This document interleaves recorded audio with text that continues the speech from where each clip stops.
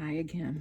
I just wanted to share a little bit, this is my own experience, about why I take the time to clean the juicer in between the 16 ounces. I already cleaned it once. This is the second time. And why I take this part out. So if you look, this is what happens. This little juicing screen here, it's a very fine screen. This part. And so it gets really clogged with celery pulp, and then the pulp comes out.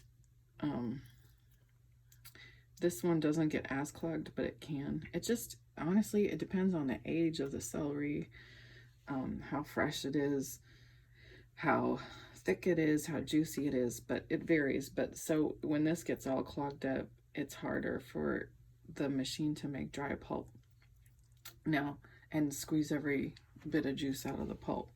Now, another piece of that is I like to make things last as long as they can because I'm not wealthy, and so I can't afford to just replace this machine or replace even like this. I mean, you can replace this whole segment or parts of it, but I like to just try to make things last as long as possible. And I learned from having 3 other omega juicers that the more I can do to prevent like all the mineral buildup and to keep it functioning, you know, as well as I can, the better, because then I can, you know, it lasts longer, and then I don't have to replace parts as often, and that saves me money, and that's important to me. So that's one of the reasons I do that. And, you know, when you think about supply chain issues, it's like, yeah, we got to take care of the things we've got because who knows coming up, like what we're going to have. So it's like if you get a blowout, you know, if something happens because you're trying to force stuff into the juicer and it breaks, because it can, that's why for me slow juicing is important. And I really love, like Lemon Balm Love Danielle, she posted the other day about how she does like a meditation while she's juicing celery, which also, if you kind of like make it into a meditation and kind of zen out, and you know, she does a gratitude practice, and I love that. I've been trying to bring it into my own life lately, but that also is a nice way to kind of like pass the time while you're juicing the celery and letting it run through the juicer slowly and stuff like that. This is not a judgment on what anybody else does. This is just for me. Like, these are the things that I have to practice myself and why I do these things this way. That's it.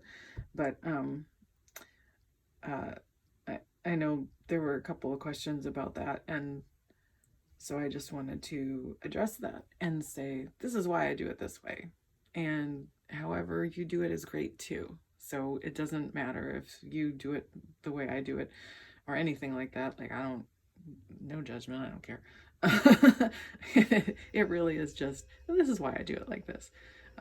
Just trying to make the juicer last as long as possible and the parts last as long as possible by, you know, just being careful to take care of it. And we also have, you know, multiple people using the juicer throughout the day. And so the better we can do to take care of it, you know, whatever we can do. And sometimes, you know, I get it. Sometimes you're in a hurry, and sometimes it isn't like that. And that's fine too. But that's what I do. And so far, actually, it really has actually helped to reduce the mineral buildup as long as we take it out and wash it. I don't even usually leave it this long. I'm like, immediately I take the pieces out and rinse them off as soon as they come out so that we can keep the mineral buildup down, because that tip by Medical Medium really does work for keeping the mineral buildup down. Like, don't let the juicer sit with the pulp touching it and all the mineral salts. That's how they kind of dry and build up on there, because that's what we used to do. So anyway, hope this is helpful.